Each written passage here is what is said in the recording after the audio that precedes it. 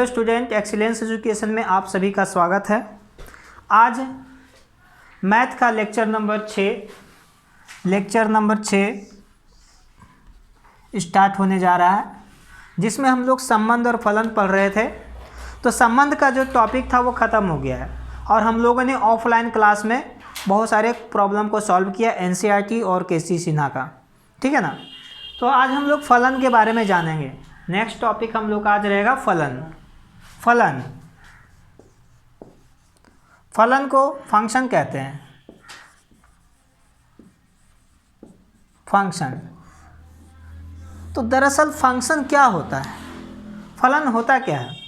फलन एक तरह से क्या है ना, हम लोग मशीन की तरह समझेंगे कि हम लोग कुछ भी क्या करते हैं, मशीन में डालते हैं तो हमको मिल जाता है आउटपुट। नहीं, जैसे कि हम लोग क्या करते हैं कि कंप्यूटर में कीबोर्ड में डालते हैं 5, तो प्रिंट होकर के बाहर निकलता है 5। तो आपने जो डाला है इनपुट वो 5, तो इनपुट डाला और आउटपुट निकला, तो इसी प्रक्रिया का नाम है फलन। क्या है? फलन। या ऐसे समझिए, टेक्निकली भाषा में हम लोग समझ रहे हैं अभी, और मैथमेटिकल भी समझेंगे अच्छी तरह से। हम लोग जो है फलन को दैनिक जीवन में पूरा इस्तेमाल करते हैं, लेकिन हम लोग समझ नहीं पाते हैं कि फलन आखिर है क्या चीज़। फलन को हम लोग समझ सकते हैं, जैसे हम लोग क्या करते हैं कि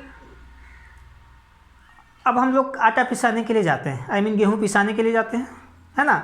उसमें क्या देखते हैं, उसमें हम देखते हैं क्या, गेहूँ दिया और आटा निकल गया। नहीं, तो गेहूँ दिया तो आटा निकल गया, तो ये इनपुट आपने गेहूँ दिया और पिस करके क्या निकला, आटा। तो एक फलन है। क्या है?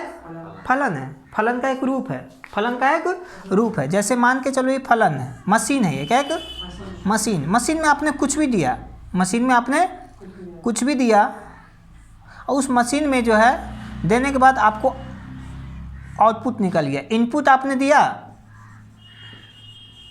और आउटपुट निकल गया। नहीं, यही होता है। कंप्यूटर में बात कर लेते हैं, कंप्यूटर में वही होता है कि आप कुछ भी प्रोग्राम करते हो, है ना। आप अगर कलर को चूज करते हो पेंटिंग में, तो जो कलर देते हो वही कलर प्रिंटर में बाहर निकलता है। तो आप जो इनपुट देते हो वो आउटपुट निकलता है। तो फलन बेसिकली होता क्या है, हम लोग मैथमेटिकल टर्म में समझेंगे। फलन का परिभाषा, फलन को परिभाषित करने के लिए आपको समुच्चय का जानकारी होना अत्यंत आवश्यक है। समुच्चय में अवयव होता है। क्या होता है? अवयव। समुच्चय में क्या होता है? अवयव। और समुच्चय के अवयव को एक गोला में दिखाएंगे, एक वृत्ताकार में दिखाएंगे, वृत्त में अवयव को दर्शाएंगे फलन को परिभाषित करने के लिए। फलन बेसिकली कुछ नहीं, बस एक समुच्चय लेते हैं ए और बी। ए और बी दो समुच्चय, ए और बी दो समुच्चय जिसका अवयव है, मान के चलते हैं x1 x2 x3 x4। इसमें अवयव जो है y1 y2 y3 and y4। तो संबंध होता क्या है? संबंध कहता है कि ए से बी में एक संबंध संबंध याद है। एक्चुअली क्या होता है, संबंध और फलन लगभग रिलेटेड है, लेकिन सभी संबंध फलन नहीं होते हैं, लेकिन सभी फलन संबंध हो सकते हैं। क्यों होंगे, उसका पीछे कारण बताएंगे। हम लोग फलन पर चर्चा करें, इसे फलन पर ही विचार करें, बीच बीच में कभी बता देंगे कि संबंध को फलन क्यों नहीं कहते हैं, ठीक है। तो फलन क्या होता है? फलन ए से बी में एक फलन कहलाता है यदि ए के प्रत्येक अवयव का भिन्न भिन्न, है ना, ए के प्रत्येक अवयव का बी में भिन्न भिन्न प्रतिबिंब हो। बी में भिन्न भिन्न प्रतिबिंब हो। प्रतिबिंब का मतलब समझते हो ना, जैसे कि आपका आईना में कैसे प्रतिबिंब बन जाता है, दर्पण में आप जब सामने आ जाते हो तो आपका प्रतिबिंब बन गया, तो एक तरह से फलन है। क्या है? फलन है। उसी तरह से आपको समझना यही है कि अगर ये प्रति वस्तु है, समुच्चय है, इस समुच्चय में अवयव x1 x2 x3 x4 है, इसका प्रतिबिंब y1 y2 y3 y4 है। कैसे? x1 का प्रतिबिंब मान के चलो y1 है, x2 का y2 है, x3 का y3 x4 का y4 है ना। तो ए से बी में एक फलन कहलाता है एफ होता है। इसका संकेत क्या होता है? एफ। सच डेट ए से बी, इसको लिखने का तरीका होता है एफ। एक फलन है जो ए से बी में है, मतलब ए का प्रत्येक अवयव का प्रतिबिंब बी में बन रहा है। उसके बाद हम लोग जो है समझेंगे क्या, फलन के होने के कौन कौन से शर्त होते हैं। तो इसको हम लोग तीर के निशान से इस तरह से दिखाते हैं, ए से बी। तो यहाँ एफ ऐसे करके दिखा देते हैं, क्या समझे, एफ ए से बी। एफ ए से बी एक फलन कहलाता है यदि ए के प्रत्येक अवयव का बी में भिन्न भिन्न प्रतिबिंब हो। और उसमें क्या होता है ना कि शर्त होता है कुछ, जैसे हम लोग क्या करते हैं, ऐसा सोचो टॉर्च आपके पास है 1 2 गो 3 गो और एक वस्तु पर मारना है, तो 2 या 2 से अधिक टॉर्च को एक बिंदु पर मार सकते हो, है ना। 2 या 2 से अधिक टॉर्च को एक बिंदु पर फोकस कर सकते हो, लेकिन 2 या 2 से अधिक फोकस को एक बिंदु पर नहीं कर सकते हो, नहीं कर सकते हो। आपके पास से 2-3 फोकस, ये इसको एक बिंदु पर करना मुश्किल हो जाएगा, लेकिन टॉर्च वाला 2 या 2 से अधिक टॉर्च है एक बिंदु पर फोकस कर सकते हो। तो इसमें शर्त दिखाएंगे, क्या दिखाएंगे, शर्त। फलन होने के शर्त कौन कौन से होते हैं। फलन बेसिकली आपको मैथमेटिक्स में ऐसे ही समझना होगा। फलन क्या होता है, ए से बी में, ए से बी में एक फलन कहलाता है यदि ए के भिन्न भिन्न अवयव का बी में प्रतिबिंब हो, बी में प्रतिबिंब हो। और उसमें कौन कौन का शर्त होता है, तो सबसे पहला शर्त ये है कि ए के प्रत्येक अवयव का बी में प्रतिबिंब होना चाहिए, भिन्न भिन्न, वो भी 2 या 2 से अधिक अवयव का 2 या 2 से अधिक अवयव का प्रतिबिंब बी में हो सकता है, लेकिन बी का 2 या 2 से अधिक अवयव का ए में प्रतिबिंब नहीं हो सकता। ये सब कंडीशन है, क्या है, कंडीशन है, समझे ना। तो हम लोग यहाँ शर्त भी देखेंगे, क्या देखेंगे, शर्त। शर्त भी देखना होगा हम लोगों को।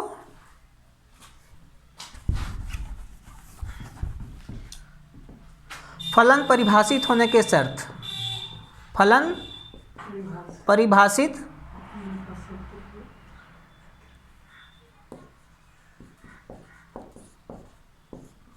होने के शर्त दिखाई पड़ता होगा सबको, है ना। शर्त भी लिखना होगा। तो हम लोग को सबसे पहले परिभाषा देना है, क्या देना है, परिभाषा। तो लिखना होगा कि यदि ए से या ऐसे लिखे यदि समुच्चय ए से समुच्चय ए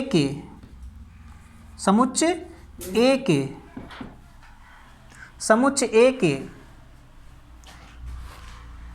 प्रत्येक अवयव का समुच्चय बी में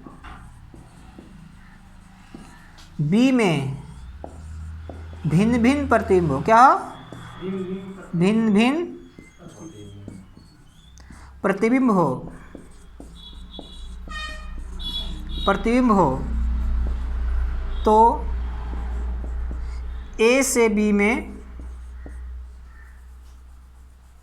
तो ऐसे लिखते हैं, तो फलन कहलाता है, क्या कहलाता है, फलन कहलाता है, फलन कहलाता है, जिसे एफ सच दैट ए से बी, है ना, द्वारा प्रकट किया जाता है। दिखाई पड़ रहा है ना, किया जाता है, प्रकट किया जाता है। तो इस प्रकार से हम लोग क्या करेंगे, x1 का प्रतिबिंब यदि y1 है तो देखिए y1 बराबर क्या लिखेंगे, f और x1 क्या लिखेंगे, x1। y2 बराबर क्या लिखेंगे, f x2। y3 क्या लिखेंगे, f x3 एंड y4 क्या लिखेंगे, f x4। ये लिखने का तरीका होगा, ये लिखने का तरीका है कि कोई फंक्शन को कैसे लिखेगा, y1 बराबर f(x1), y2 बराबर f(x2) और कुल मिला करके लिख सकते हो y बराबर fx, y बराबर fx। तो इस प्रकार से हम लोग फलन के परिभाषित होने का शर्त जानेंगे। कौन कौन से शर्त होता है, कौन कौन से शर्त है वो देखेंगे, और फलन के प्रकार भी देखेंगे कुछ देर में। अभी हम लोग पहला कंडीशन ये कहता है कि ए के प्रत्येक अवयव का बी में भिन्न भिन्न प्रतिबिंब होना चाहिए। सबसे पहला चीज़ है कि ए के भिन्न भिन्न अवयव का बी में भिन्न भिन्न प्रतिबिंब होना चाहिए। तो ऐसे लिखना, ए के भिन्न भिन्न अवयव, 2 बार लिखना, भिन्न भिन्न अवयव का बी में भिन्न भिन्न प्रतिबिंब होना चाहिए।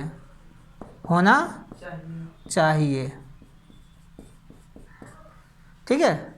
दूसरा ये कहता है, और दूसरा क्या हो सकता है कि दूसरा ये कहता है कि बी के प्रत्येक अवयव का प्रतिबिंब, बी के प्रत्येक अवयव का प्रतिबिंब जो है, इसको किस तरह से बोल सकते हैं, हाँ, 2 या 2 से अधिक, ऐसे ही बोलना है, 2 या 2 से अधिक, बी के 2 या 2 से अधिक अवयव का ए में प्रतिबिंब नहीं हो सकता, ऐसे बोलना है। क्या बोलना है, बी के 2 या 2 से अधिक अवयव का प्रतिबिंब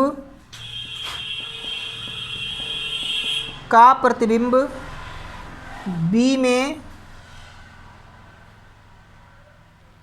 का प्रतिबिंब ए के एक अवयव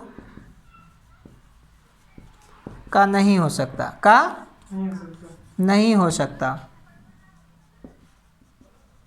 जैसे देखिए ऐसा है, इसका y1 y2 y3 ले लेते हैं और ये x है, तो इसका ऐसे नहीं होना चाहिए, ठीक है ना, ऐसा नहीं होना चाहिए। एक अवयव का 2 या 2 से अधिक प्रतिबिंब नहीं होना चाहिए, लेकिन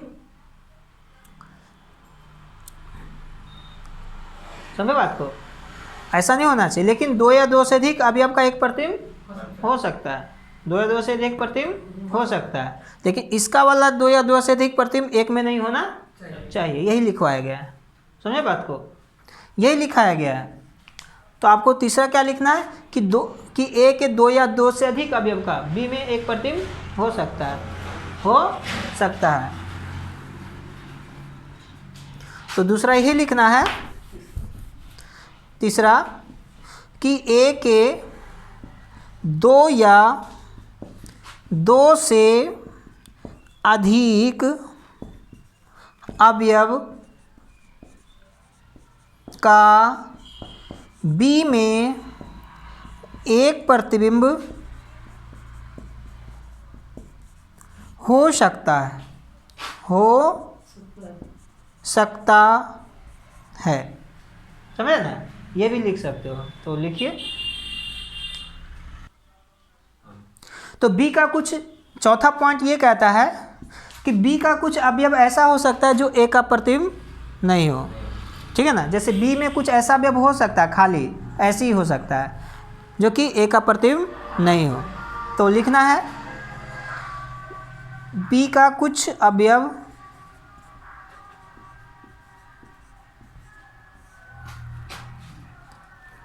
का प्रतिबिंब, बी के कुछ अवयव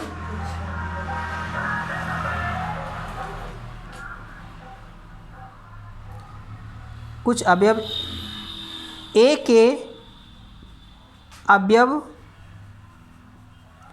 का प्रतिबिंब क्या नहीं हो सकता, क्या हो सकता, नहीं हो सकता। अब इस सबों का बात जो है हम इस फिगर से समझेंगे, बारी बारी से, रहने दीजिए, कोई दिक्कत नहीं है। इन सभी चीज़ों का जो है एक एक बातों का जो जिक्र करे हैं उस सब का फिगर में समझेंगे। देखिए कैसे, बस कुछ नहीं, थोड़ा सा देख लीजिए। x1 x2 x3 x4 y1 y2 y3 y4। तो इसमें क्या देख रहे हो आप, पहला पॉइंट ये कहता है ए के भिन्न भिन्न अवयव का बी में भिन्न भिन्न प्रतिबिंब होना चाहिए। तो भिन्न भिन्न है ही, कोई दिक्कत नहीं है। ए का x1 का y1 है, x2 का y2 प्रतिबिंब, x3 का y3, x4 का y4। बी के दो या दो से अधिक अवयव का प्रतिबिंब ए के एक अवयव का नहीं हो सकता। मतलब क्या है, बी में जो अवयव है उसका प्रतिबिंब जो बना है वो प्रतिबिंब मान के चलो ऐसा नहीं हो सकता। कैसा नहीं हो सकता वो देखिए,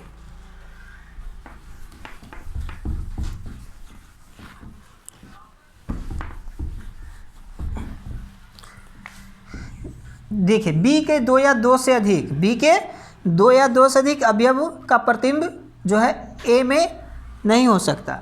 देखिए कैसे, y1 y2 y3 है, x1 x2 x3 मान के चलें कि ऐसे है, क्या है ऐसे है,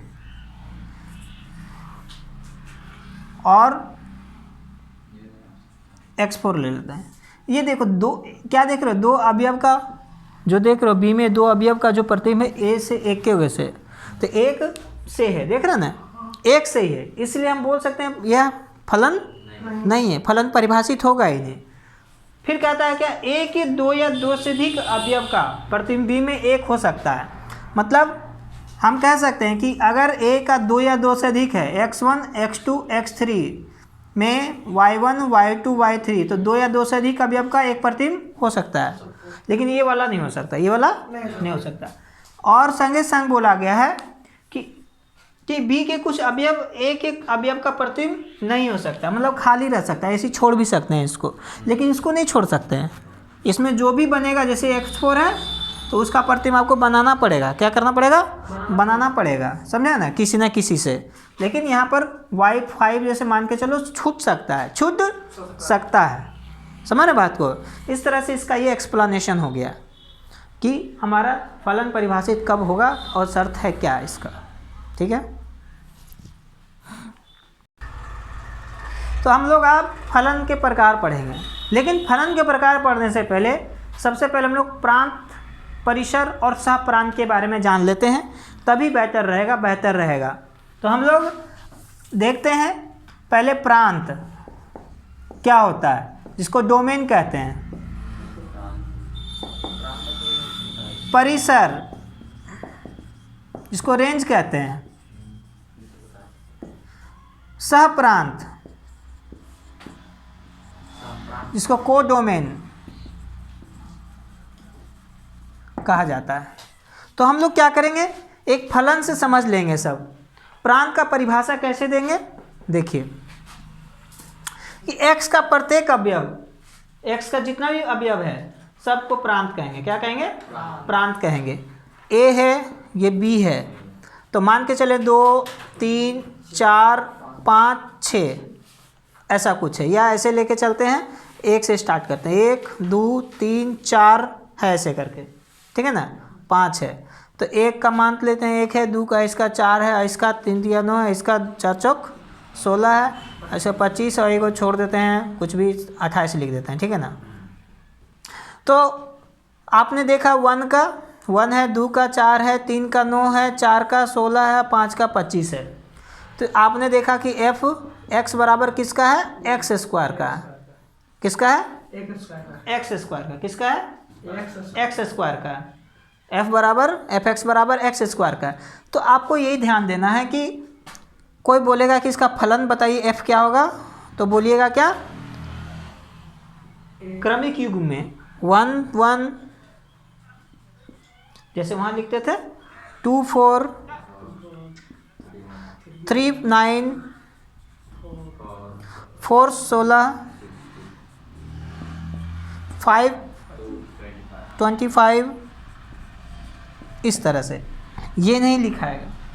तो इसमें जो है आपको ध्यान देना है कि क्रमिक युग्म का प्रथम घटक, क्रमिक युग्म का, फलन के क्रमिक युग्म का प्रथम घटक प्रांत कहलाता है, क्या कहलाता है, प्रांत।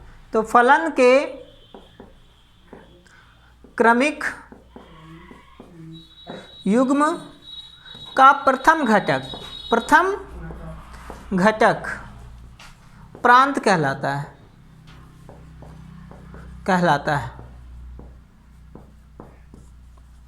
प्रांत कहलाता है, जो x का मान होता है, x का मान होता है, x का ही मान है ना सब, x का ही मान होता है प्रांत, समझे ना, x का मान। 1 2 3 4 5 सब क्या हो जाएगा, 1 2 3 4 5 सब क्या होगा, प्रांत। क्या हो जाएगा, तो कोई पूछेगा प्रांत बताना इसका, तो हो जाएगा 1 2 3 4 5, ये सब क्या हो जाएगा, प्रांत हो जाएगा। क्या हो जाएगा, प्रांत। समझ में आया। अब देखते हैं परिसर का, किसका देखते हैं, परिसर का। तो प्रतिबिंब बना भाई, तो जिसका जिसका प्रतिबिंब बना ना वही परिसर होगा। तो परिसर कौन होगा, 1 4 9 16 25 यही हो जाएगा, लेकिन 28 नहीं होगा क्योंकि उसका प्रतिबिंब नहीं बना है ना, वो प्रतिबिंब नहीं बना है उसका किसी अवयव का।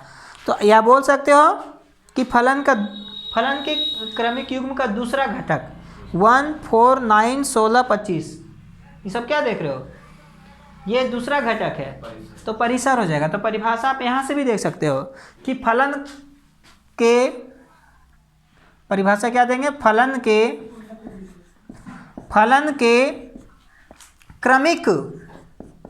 क्रमिक युग्म का दूसरा घटक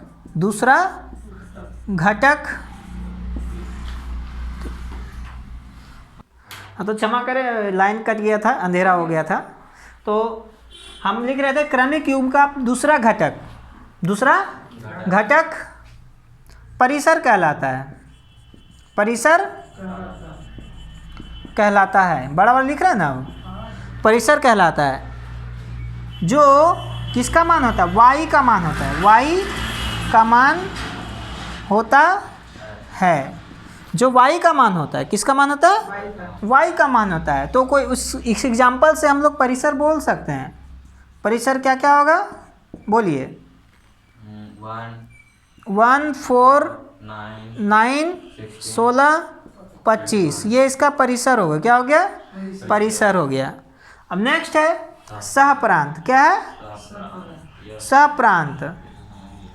तो सहप्रांत क्या बोलते हैं इसको, परिभाषा को याद कर लेना है, बेटर है, ठीक है ना। परिभाषा ये कहता है कि समुच्चय B का प्रत्येक अवयव जितना भी सब सहप्रांत, सारा के सारा लिख देंगे, ठीक है ना।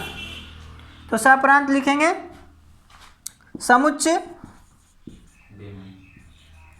B का प्रत्येक अवयव सहप्रांत कहलाता है। क्या कहलाता है, सहप्रांत कहलाता है। एग्जाम्पल जैसे कि हो जाएगा टोटल, सहप्रांत क्या हो जाएगा, बराबर 1 4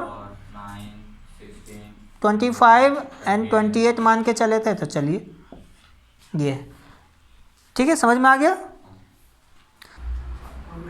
तो इस प्रकार से हमने प्रांत, परिसर और सहप्रांत के बारे में अच्छी तरह से जानकारी प्राप्त कर लिया, प्रांत, सहप्रांत और परिसर। तो अब फलन के प्रकार देखेंगे, फलन के प्रकार, फलन के प्रकार। तो सबसे पहला फलन जो हमारा आता है एकैकी फलन, एकैकी फलन। सबसे पहला आता है एकैकी फलन, एकैकी फलन जिसको बोलते हैं वन फंक्शन, वन फंक्शन। परिभाषा देना बहुत ही आसान है, उसको पहले समझना है, उसको पहले हम लोग समझना चाहते हैं कि वन एकैकी फलन क्या होता है। तो कोई भी तो संबंध कभी कभी मुंह में आ जाता है, क्योंकि फलन संबंध अभी जस्ट पढ़े हैं, है ना, उसी का जैसा ही रहता है। तो फलन की बात कर रहे हैं, फलन।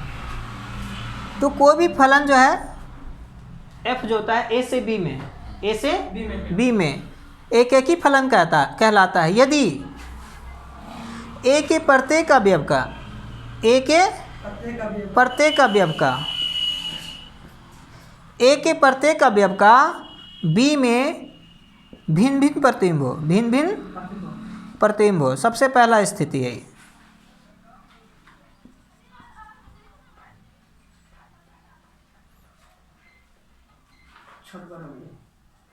ए के प्रत्येक अवयव मतलब एक अवयव का केवल एक ही प्रतिबिंब बनना चाहिए जी, समझे ना। लेकिन एक अवयव छूट सकता है इसमें, बी में एक या एक से अधिक अवयव छूट सकता है, एक नेसेसरी है, कंडीशन है। अगर नहीं छूटा तो एक ही नहीं होगा। मतलब कि कोई फलन आर एफ सच डेट ए से बी, ऐसे परिभाषा कैसे देना होगा, ऐसे लिखिएगा, कोई फलन आर, देखो आर हमेशा माइंड में रहता है जबकि होना चाहिए एफ, कोई फलन एफ सच डेट ए से बी में एक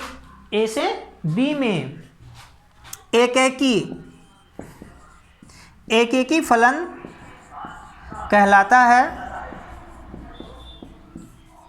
यदि, अब यदि लगा दिए तो यहाँ से सब चीज़ में इतना ही लिखना पड़ेगा, फिर सिर्फ यदि जब शब्द आएगा तो वहाँ पर आपको ध्यान देना है कि ए के भिन्न भिन्न अवयव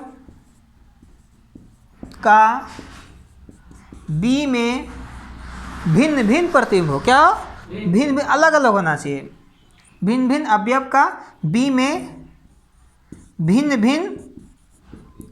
प्रतिबिंब हो, समझे बात को, प्रतिबिंब हो। और इसमें क्या होता है, बी में एक या एक से अधिक अवयव छूट सकता है, ये ध्यान देना, ये भी लिख लेना। एवं बी में एक या अधिक अवयव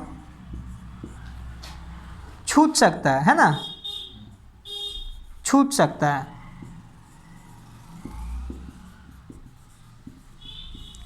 तो इसका गणितीय व्यंजक कैसे लिखें, गणित के रूप में, परिभाषा समझ में आया।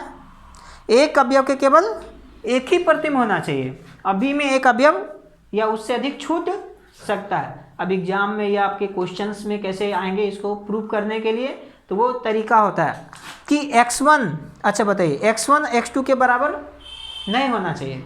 अगर x1 x2 के बराबर हो जाएगा तो क्या देखेंगे, यहाँ पर अर्थात करके लिखना है, अर्थात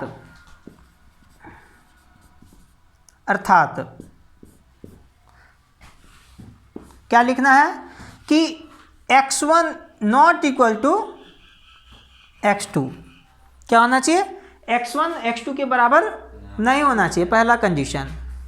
x1 not equal to x2 implies that, तो x1 बराबर क्या लिखते हो, हम वहाँ पर x1 को f फलन के रूप में लिख सकते हैं, क्या लिख सकते हैं, ऐसे करके f x1 not equal to f x x2, ऐसे लिख सकते हैं। और करके लिखो, या फिर अगर उल्टा करके एफ x1 बराबर अगर एफ x2 हो तो इम्प्लाइज दैट x1 बराबर x2, इतना होगा। एग्जाम में या किताब में प्रूफ करने के लिए यही तरीका अपनाया जाता है।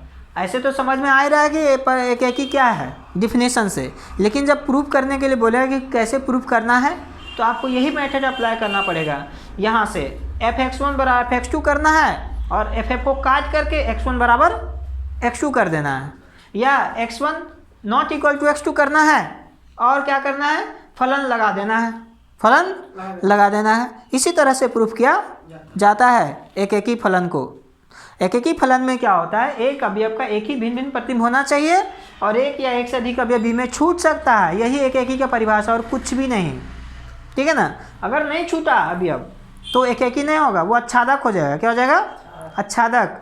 तो हम लोग पढ़ेंगे अच्छादक। अब बहु एक ही क्या होता है, नाम में पता चला, बहु मतलब बहुत सारा, मतलब दो या दो से अधिक अवयव का एक प्रतिबिंब होगा तो बहु एक ही क्या हो जाएगा, बहु एक ही हो जाएगा। तो अभी हम उसका भी करेंगे, ठीक है, लिखिए। तो इस प्रकार से आपने देख लिया, ये ध्यान देना जरूरी है।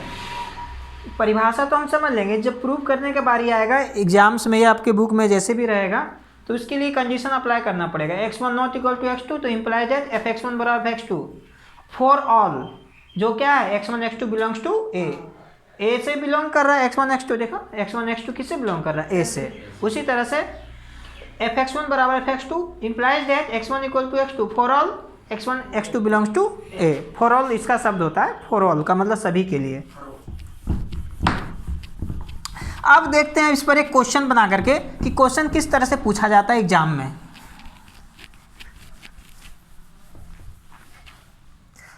क्वेश्चन किस तरह से पूछा जाता है एग्जाम में।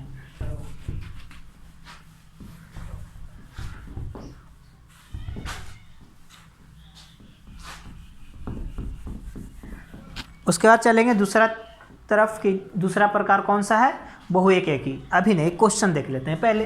क्वेश्चन ये कहता है यदि fx बराबर मान के चलो कुछ भी 5x, fx बराबर 5x और भी ले लेते हैं +1, 5x + 1, तो बताएं या दिखाएं कि एक ही है, क्या है, एक ही है। तो कुछ नहीं करना, बस आपको दो गोला बनाना है, उस गोला में एक समुच्च A लेना है, एक समुच्च B, और इसमें क्या करना है, समुच्च के अवयव को इसके अनुसार fx बराबर क्या है 5x + 1 के अनुसार रखना है। x का मान यदि 1 रखते हो, तो y का मान क्या निकलेगा, बोलो जी, 5 और 1 6, चूँकि 5 × 1 5 और 1 6 निकलेगा, मतलब 1 का 6 हो गया, 1 का 6। अब x का मान यदि 2 देते हो तो 5 × 10 10 1 11, मतलब इसका 11 हो रहा है, नहीं। फिर अगर उसका 3 देते हो, कुछ भी रखो ना, तो 3 5 15 16 17, और संगे संग इसमें 5 15 16, ठीक है 16। इस तरह से क्या होगा, बोलोगे सर इसमें एक अवयव कौन सा दिखाइएगा, तो क्वेश्चनवा में थोड़ा और डिटेल रहेगा कि यदि fx बराबर 5x + 1 हो तो, है ना, हो तो ऐसे रहेगा। यदि क्वेश्चन ऐसे रहेगा, यदि f सच डेट r से r, है ना, ऐसे रहेगा। देखिए रियल से रियल, वास्तविक से वास्तविक संख्या तो ये सब है ही है, इसमें भी तो वास्तविक संख्या होना चाहिए। तो वास्तविक से वास्तविक में 5x बराबर 5x + 1 हो तो दिखाएं कि एक ही है। तो ये रियल है, ये भी रियल। तो रियल में तो और भी कुछ होता है, इसमें डाल सकते हैं। रियल में तो बहुत सारा संख्या होता है ना, तो आप लिख सकते हो, क्या लिख सकते हो इसमें, कुछ भी 18 17 जो भी लिखना चाहते हो लिख दो, 17 18 अलग से भी लिखा सकता है, नहीं, क्योंकि रियल जब कह रहा है तो रियल है। और इसमें क्या होगा, जो भी अवयव होगा उसका प्रतिम इसमें बन ही जाएगा। जैसे रियल में कुछ भी ले लेते हैं, 10 15 20, माइनस में भी लेंगे तब भी काम बनेगा, तो जो भी बनेगा इसका प्रतिबिंब होगा। जैसे माइनस ले लेते हैं कुछ भी 1 या 2, तो -2 जब लेगा तो क्या 5 नहीं 10, 10 में से 1 गया तो -9, तो इस तरह से -9, तो -9 हो गया। लेकिन 18 फिर बहुत सारा अवयव ऐसा है जो उसमें छूटा हुआ है, सिंपल है।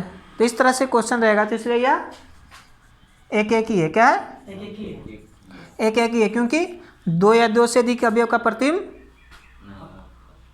दो मतलब विभिन्न अवयव का भिन्न प्रतिबिंब हो रहा है, ये तो ठीक है। लेकिन आपको कभी कभी देगा क्या, ये ऐसे नहीं करना, इस ढंग से भी कर सकते हो। देखो दूसरा तरीका कैसे है, हम लोग अभी पढ़े fx1 बराबर fx2 पढ़ा ना, तो इम्प्लाइड दैट x1 बराबर क्या होना चाहिए x2। ऐसा अगर आ जाता है for all x1 x2 belongs to a, ऐसा अगर आ जाता है तो कहेंगे एक ही। दूसरा तरीका, अब देखते हैं क्या करते हैं। fx1 बराबर fx2 है तो fx1 लेते हैं, x1 अगर यहाँ देते हैं तो यहाँ भी x1, x2 देते हैं तो यहाँ भी x2। फलन में ये तो होता है, जो मान यहाँ रखोगे वही मान यहाँ हो जाएगा। तो f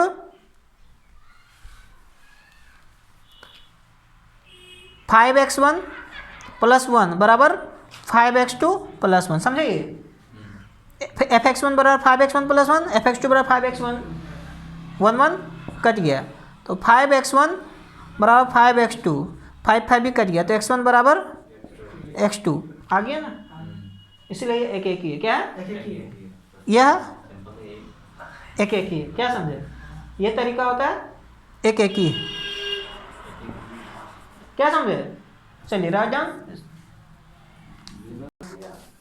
इस प्रकार से एक एक ही फलन का जो है हम लोग डिफिनेशन तक समझ गए, और इस पर जैसे प्रॉब्लम पूछा जाता है इसी तरह से प्रूफ करने के लिए आएगा। आपको इसी तरह से करना, फंक्शन दे देगा और बोलेगा कि एक एक ही है या छादक है बताइए, ठीक है ना। तो इस तरह से इसको मिटाने जा रहे हैं। अब देखते हैं हम लोग बहु एक एक ही, बहुत ईजी, वो नहीं भी के बराबर, सिर्फ जानना होता है और कुछ नहीं। उसका क्वेश्चन आपको एग्जाम में नहीं पूछता है, बहु एक एक ही क्या है सिर्फ जान लेना है। आच्छादक से बहुत ज़्यादा क्वेश्चन और एक एक ही से रहता है।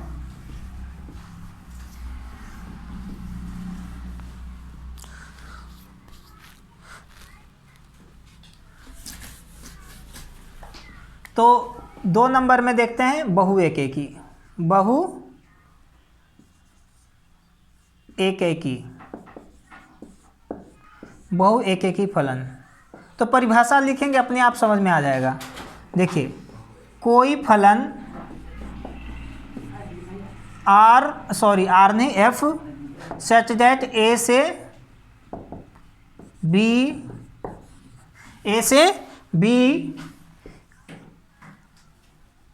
बहु एक एक ही फलन कहलाता है।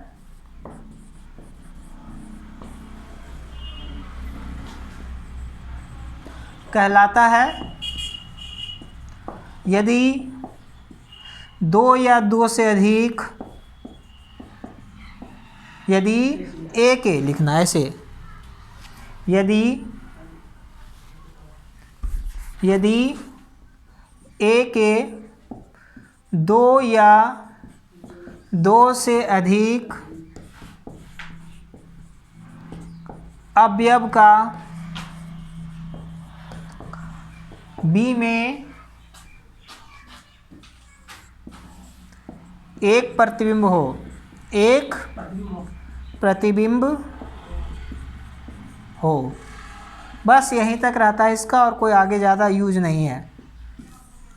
देखिए x1 x2 x3 और ये y है 1 y2, तो 2 या 2 से अधिक अवयव का प्रतिबिंब एगो होना चाहिए, ठीक है ना। ये छूट भी सकता है, नहीं भी छूट सकता है। तो y2 है, तो ये कहलाएगा जो है एफ से जेड ए से बी। क्या बोले? हाँ दे सकते हैं। बहु एक एक ही मतलब 2 या 2 से अधिक अवयव का एक प्रतिबिंब होना चाहिए, समझे बात को। तो इस तरह से एफ से जेड ए से बी हो गया क्या? बहु एक एक ही। क्या हो गया? बहु एक एक ही। तो बहु एक एक ही पर एक क्वेश्चन बनाने का कोशिश करते हैं, अब बनाएंगे, देखते हैं किस तरह से क्वेश्चन रहता है। तो अपने मन से क्वेश्चन लेते हैं बहु एक एक ही में।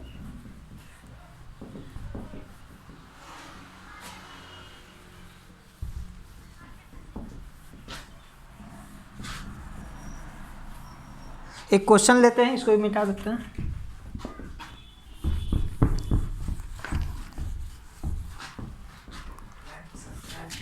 तो सिंपल है कि ये 2 या 2 से अधिक अवयव का एक प्रतिबिंब होना चाहिए। तो इसके लिए आपको माइनस में ले तो भी प्लस निकलना चाहिए, प्लस में रहे तब भी प्लस में ही निकलना चाहिए।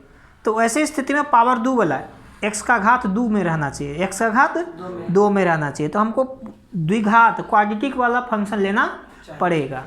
तो आपको जो है फलन जो है f सच दैट r से r लेते हैं, रियल से रियल है, और उसके बाद वो फंक्शन है f x equal to x square. तो दिखाएं बहु एक एक ही है। क्या है? बहु एक एक ही है। तो इसके लिए सिंपल फंडा यही है तरीका कि आपको 2 समुच्चय लेना चाहिए, है ना, जो a और b है, इसमें सभी अवयव वास्तविक संख्या, इसमें भी वास्तविक संख्या है, और वो है एफ एक्स बराबर एक्स स्क्वायर, क्या समझे, मतलब एफ सच दैट आर से आर है, तो हमारे पास 1 रखते हो तो 1 का स्क्वायर 1 ही ना होता है जी, तो 1 ही आया। फिर -1 रखते हो तो 1 ही आएगा, देखो 2 रखते हो तो 4 आता है, फिर -2 रखते हो तो 4 आता है, देख रहे हो ना। बाकी बहुत सारा अभी अब हो भी सकता है, इसमें नहीं भी हो सकता है, चूँकि रियल नंबर है तो दे ही देने में फ़ायदा है। जिसका भी रखोगे उसका भी आपका प्रतिम होगा ही होगा, है ना। तो इस तरह से आपने देखा क्या, यह बहु एकेकी है, क्या है, बहु एकेकी है। अतः यह बहु एकेकी है। तो क्वेश्चन को प्रैक्टिस करेंगे हम लोग केसी सिन्हा प्लस एनसीईआरटी दोनों का ही, और यहाँ तक कि जहाँ तक जो कोई भी क्वेश्चन हो हम लोग सॉल्व कर सकते हैं, इसमें कोई दिक्कत नहीं होगा।